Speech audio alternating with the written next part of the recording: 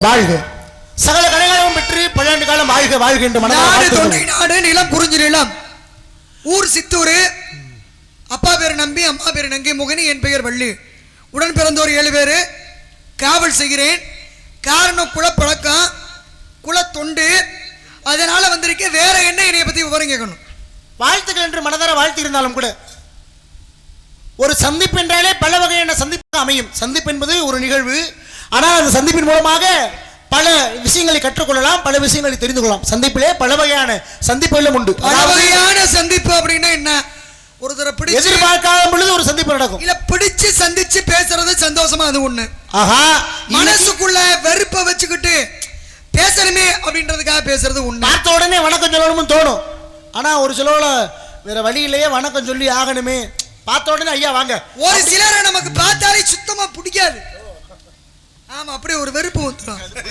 ஆனா எடுத்தோனே நேரடியாவே எங்களை பிடிக்கிறாங்க உங்களை ஆனா பேசித்தான் ஒரு விஷயம் சொல்லுவாமா நல்லா சொல்லுங்க உன்னை எனக்கு சுத்தமே பிடிக்காது உன்னை பார்த்தாலே எனக்கு ஆகாது யாரை சொல்றீங்க உன்னை தான் சொல்றேன் என்னையவா ஆமா வெளிப்படையா சொல்றேன் யாருமே சொன்ன உன்னையே பார்த்தாலே எனக்கு பிடிக்காது எல்லாரும் அப்படித்தானே சொல்றாங்க ஆனா வேற வழி இல்லை உன்னை சந்திக்கணும் இன்னைக்கு அப்படித்தானே ஆனா உன்னை சுத்தரம் எனக்கு பிடிக்காது வேற வழி இல்ல சந்திக்கணுங்கிறனால சந்திக்கிற மாதிரி இருக்கு என்னை எதுக்கு உங்களுக்கு பிடிக்கணும் பிடிக்காது நாரதர்னாவே முனிவர்னாலே பெண்களை பிடிக்காதவர்கள் தானே முனிவர்கள் முனிவர் பெண்களை வெறுப்பவர்கள் முனிவர்கள் பிடிக்காதுன்னு கூட சொல்ல முடியாது அவர் எண்ணிமர் இருக்காரு ஏன்னா அம்மா மகள் சகோதரி எல்லாமே பண்ணுதேன் என்னைய பிடிக்காது அப்படின்னா ஒரு பெண்களை நான் வந்து நான் முனிவரா இருக்கேன் சாமியாரா இருக்கேன் அதனால எனக்கு பெண்கள் பிடிக்காதுன்னு சொல்றீங்களா இல்ல எனக்கு சிவரஞ்சனியே பிடிக்காதுன்னு சொல்றீங்க இதை விட வெளிப்படையா அப்படி சொல்றது உன்னை கண்டாலே எனக்கு ஆகாது பிடிக்கவே பிடிக்காது ஏன் அப்படி ஏன் அப்படின்னா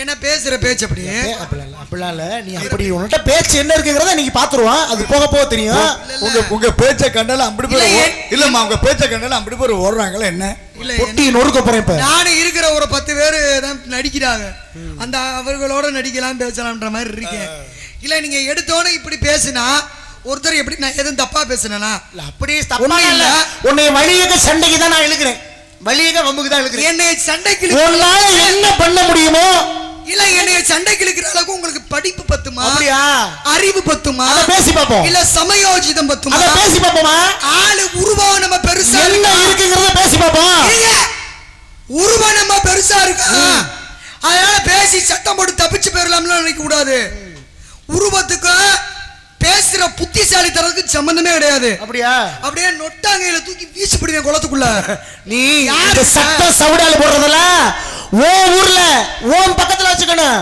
சரியா அங்கிருந்து இங்க வந்து இந்த மாதிரி திமிருத்தன சேட்டத்தனம் பண்ணாத நான் யார் தெரியுமா அறந்தாங்கிக்காரன் இப்படிங்கிற நேரத்துல நிப்பாட்டிடுவேன் அறத்தோடு பேப்போம் சாமி பேசுறதெல்லாம் பேசாயிருமா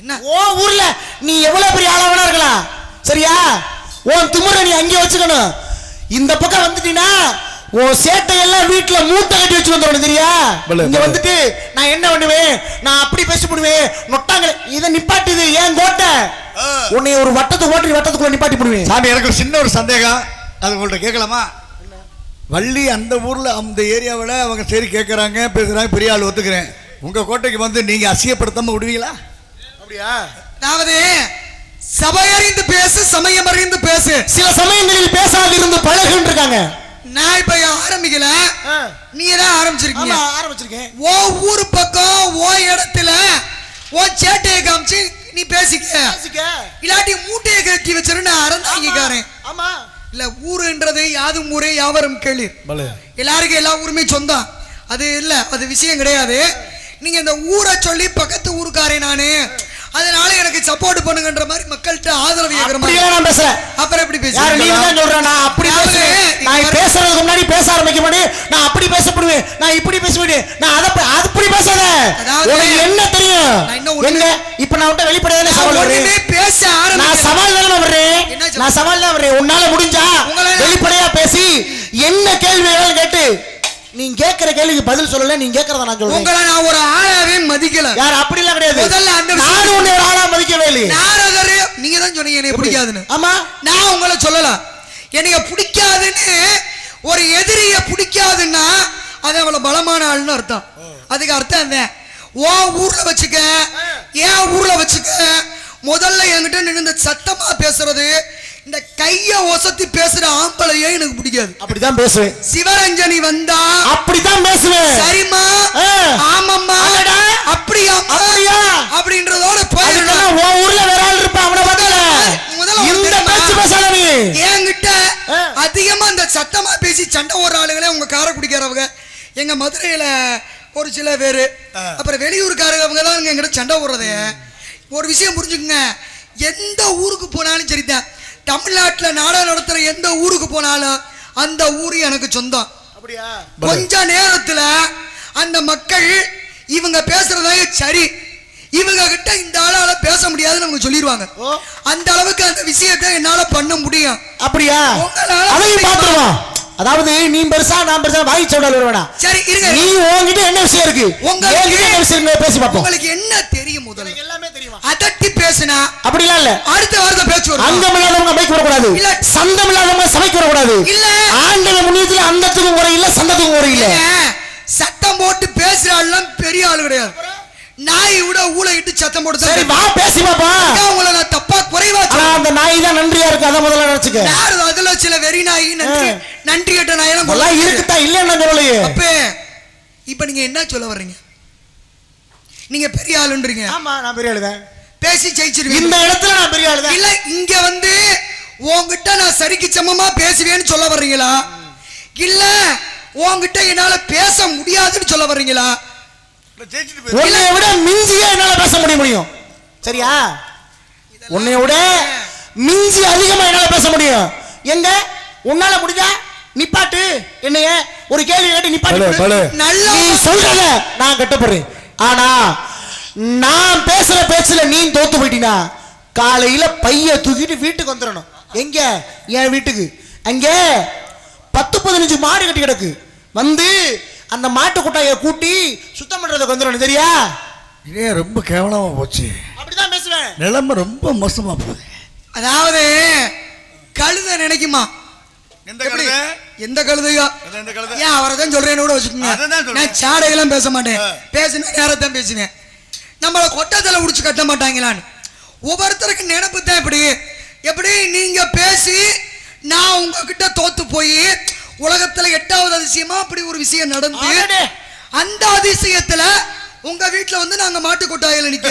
ஆமா, நீங்க எல்லாம் இன்னும் கொஞ்ச நேரத்துல என்கிட்ட பேசுற பேச்சுக்கு இந்த அம்மாட்ட நம்ம நாடகம் நடிச்சு பொழைக்கிறதுக்கு புதுவயல்ல முக்குரோட்ல உட்காந்து நொங்கு வித்து பொழைச்சுக்கலான்னு போயிருவீங்க.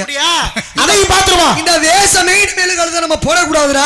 அப்படிலாம் நினைக்க முடியாதுமா, அப்படிலாம் நினைக்காது. நல்லா பாடுறீங்க, இல்லாட்டி பாட்டு கச்சேரி கூட போங்க. இல்ல உன்னுடைய பாராட்டு உங்களுக்கு அது வேணும், சரியா இருக்கலாம். இல்ல நான் உன்னுடைய பாராட்டை எதிர்பார்க்கல, நான் நல்லா பாடுறேங்கிறது எல்லாருக்கும் தெரியும். சரி மணி 3:30 மணி ஆயிருச்சு. அப்படிலாம் கிடையாது. இருங்க நேரடியா வளவலன்னு பேசி பாப்போம். மணி 3:30 மணி ஆச்சு.